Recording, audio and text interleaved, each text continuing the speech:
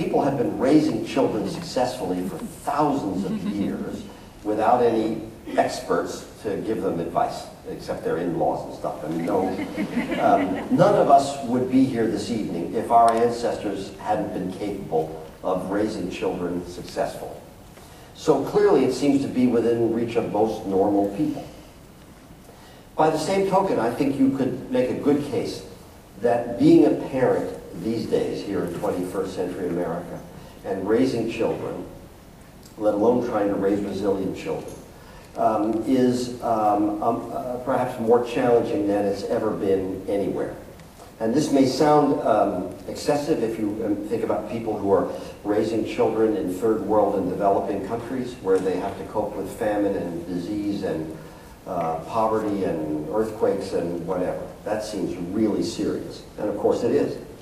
But the issue, interestingly about that, is that as hard as those things truly are, there are some ways in which they simplify the task of parenting. And the challenge here doesn't have to do with those so much. It has to do with complexity. Because raising kids is getting more and more complex. And knowing what's good for them and what's going to stand them in good stead going forward is not nearly as easy as it might be.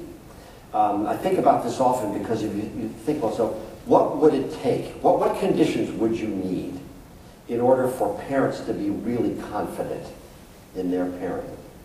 And I always think of two things. You'd need the rate of change to be slow and the choices for children to be few. Because this is about the only way that we as adults could be certain that what we're doing now for the kids is actually what's good for them in the future. What we know now is what they need to know in the future. So if you imagined that the greater Huntsville area was a primitive Stone Age fishing village in which the men fish and the women dry fish, right? So the rate of change is glacially slow.